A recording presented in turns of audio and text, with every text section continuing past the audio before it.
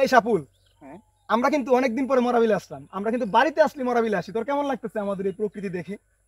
আমার তো খুবই ভালো লাগতেছে, কিন্তু আপনাকে তো বাড়িতে আমি 10 দিন ধরে দেখতেছি। হ্যাঁ। আপনি তো এখনো মাছ ধরতে আসেন নাই। It's high time to catch fish.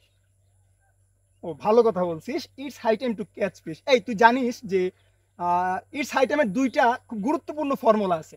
একটা কিন্তু তুই নিজে এখানে ইউজ করছিস যে it is high time to hmm. Catch fish in our মোরাবিল। আরেকটা ইম্পর্টেন্ট ফর্মুলা আছে, ওটা সম্পর্কে তোর আইডিয়া আছে? রিয়েলি আরেকটা আছে? অবশ্যই, খুবই গুরুত্বপূর্ণ একটা ফর্মুলা আছে। তো আমি তো জানি না, আমাকে একটু এক্সপ্লেইন করেন তো। ওকে, ফাইন। প্রিয় শিক্ষার্থীরা, এই যে এই মুহূর্তে সাফুল যেটা বললো যে it's high time to catch fish in our মোরাবিল,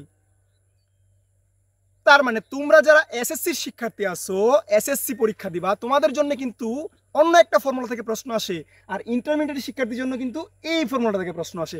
তাহলে ইট ইজ হাই টাইমের দুইটা ফর্মুলা আমরা পাই গেলাম। একটা হচ্ছে যেটা এসএসসির জন্য প্রযোজ্য, সেটা হচ্ছে ইট ইজ হাই টাইম যদি কোনো বাক্যের শুরুতে থাকে, এর পরবর্তীতে আমাদের যদি ভার্ব বসানোর কথা বলে, তাহলে আমরা দুইটা ভার্ব বসাইতে পারি। একটা হচ্ছে ভার্বের 2 নাম্বার ফর্ম বসাইতে পারি, অর্থাৎ ভি2 বসাইতে পারি। আরেকটা হচ্ছে ভার্বের 5 নাম্বার ফর্ম বসাইতে পারি, অর্থাৎ ইনফিনিটিভ বসাইতে পারি। সাফল এই মুহূর্তেই ইনফিনিটিভ ইউজ করলো, যেটা শুধুমাত্র ইন্টারমিডিয়েটের বাচ্চাদের জন্যই প্রযোজ্য, কিন্তু এসএসসির বাচ্চাদের জন্য কিন্তু সেকেন্ড ফর্মুলা থেকে প্রশ্ন আসে। তাহলে প্রিয় শিক্ষার্থীরা, সেকেন্ড ফর্মুলাটা কি? সেকেন্ড ফর্মুলাটা হচ্ছে ইট ইজ হাই টাইমের পরে যদি একটা সাবজেক্ট থাকে, ইট ইজ হাই টাইমের পরে যদি একটা সাবজেক্ট থাকে, তাহলে কিন্তু আর ইনফিনিটিভ তুমি বসাইতে পারবে না। তাহলে কি বসাবো আমি? তাহলে তোমাকে ভি2 বসাইতে হবে। ও আচ্ছা, এটা আমি জানতাম না। হ্যাঁ, তাহলে আমি আর একটু ক্লিয়ার করি। দুইটা ফর্মুলা, ইট ইজ হাই টাইমের পরে যদি তুমি একটা সাবজেক্ট দাও, তাহলে তোমাকে ভি2 ইউজ করতে হবে।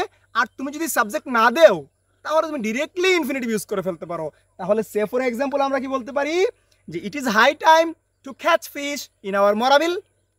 এন্ড সেকেন্ড ফর্মুলা হচ্ছে it is high time we caught fish. Yes, we caught fish in our মোরাবিল। ওফ, আমি তো জেনে গেলাম। ওকে, বুঝতে পারছো? Right, clear?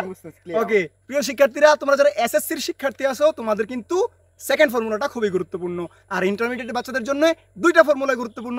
আশা করি আমরা দুইজনেই তোমাদেরকে বুঝাইতে পারলাম। টাটা।